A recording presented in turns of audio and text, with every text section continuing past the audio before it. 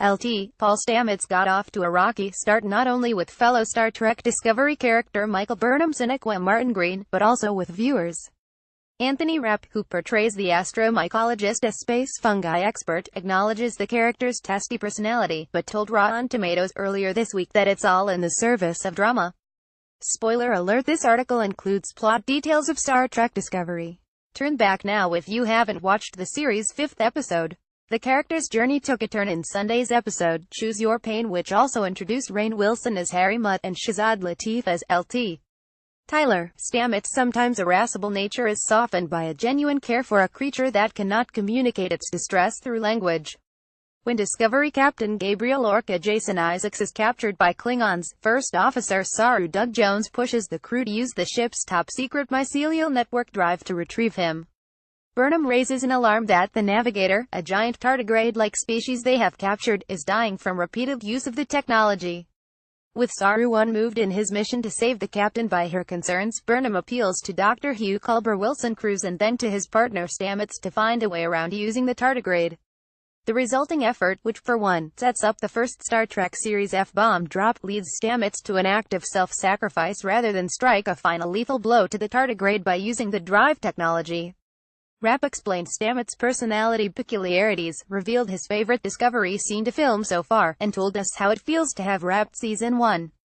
Debbie Day for Rotten Tomatoes. I just watched a screener of the new episode last night, and was very excited to talk to you about some of your scenes.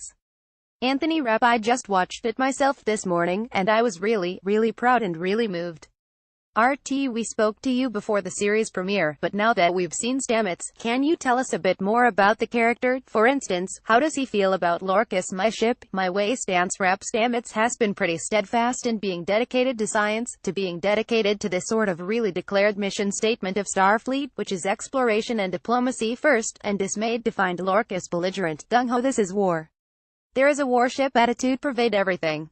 It's been problematic to deal with for sure. It's one of the tensions that's run throughout the history of Star Trek. In different ways it's been explored, and I'm happy that it's getting an airing out in our show as well. RT. At the same time, I think Stamets had some problems being accepted by the viewership, because he came off as not very diplomatic at first. I think that's changing, and I wondered how you felt about that. Rapp. Well, I mean, I know where it's going, and I like playing people who are a little challenging, or difficult, or not easily put into a box. I find that compelling and human. So, it didn't really concern me too much when people, there were some people who are off-put by the fact he was kind of a little bit persnickety. I didn't mind that at all. I mean, it's part of the nature of playing complicated people.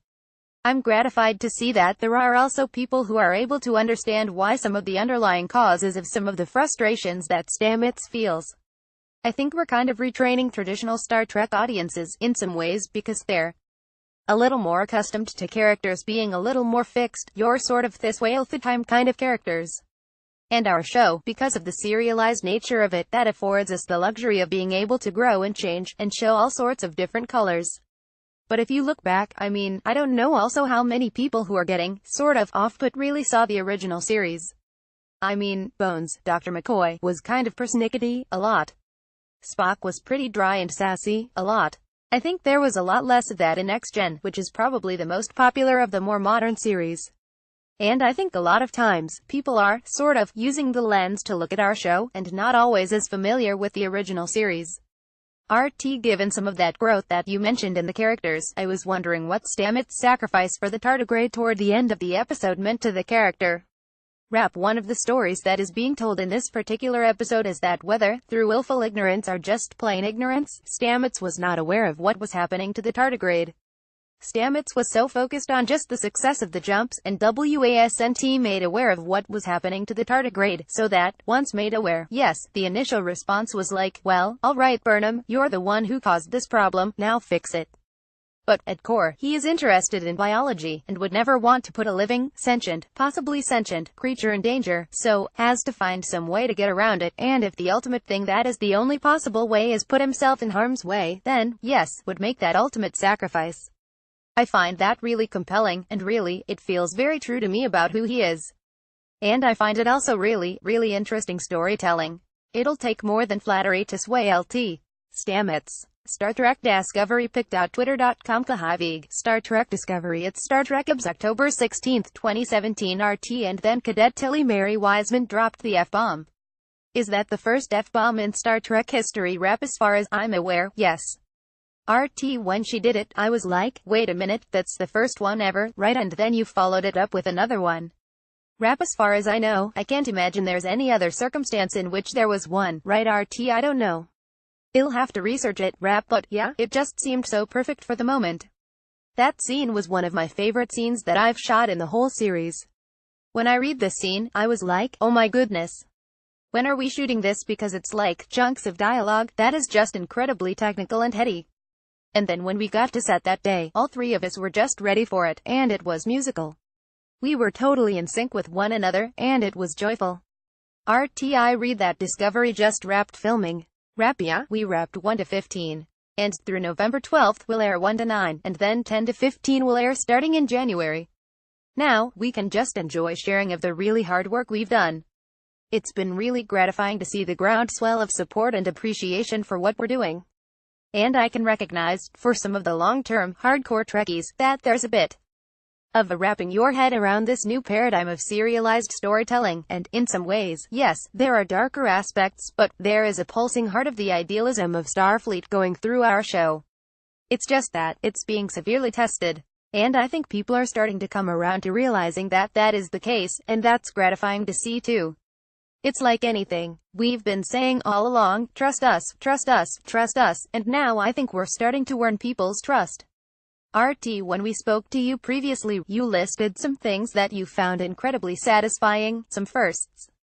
And I was wondering, now that you wrapped the season, if other things have come up that have been extraordinarily rewarding to you. Rapp. Well, it's hard to speak specifically about so many things, because I can't, without spoiling anything.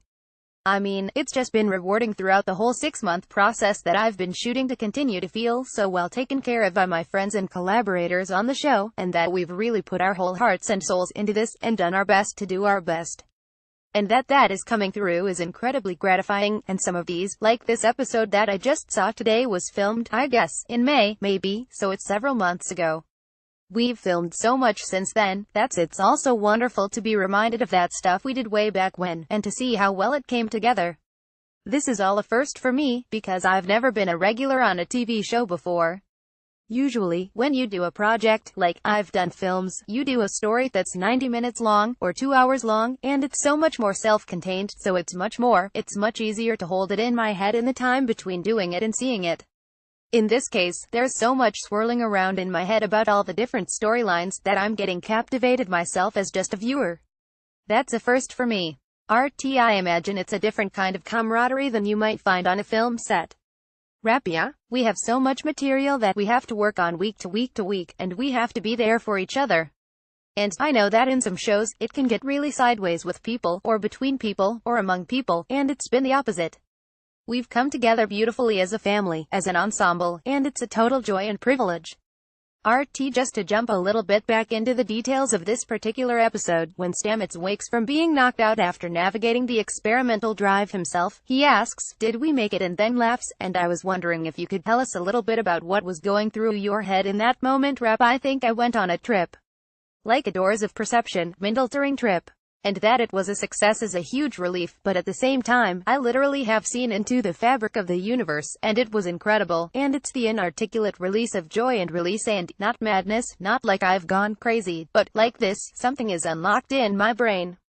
And acting can be weird, but it was. I'm lying there, as we were shooting, I was lying there on the floor, and I wake up to Doug over me, and he's such an incredible actor and person, he was so present, that he could just receive that from me. So, however many takes I did, over and over and over and over again, the laughter, it just consumed me. I just felt it was a really wonderful, weird, joyful experience to film that scene. RT. We get a little cliffhanger at the end of the episode. Can you say anything about that moment and your person in the mirror? Rapp. It's a little bit of a residue, you could say, of the doors of perception that have been opened. Star Trek Discovery streams Sundays at 8:30 p.m. ETPT on CBS All Access.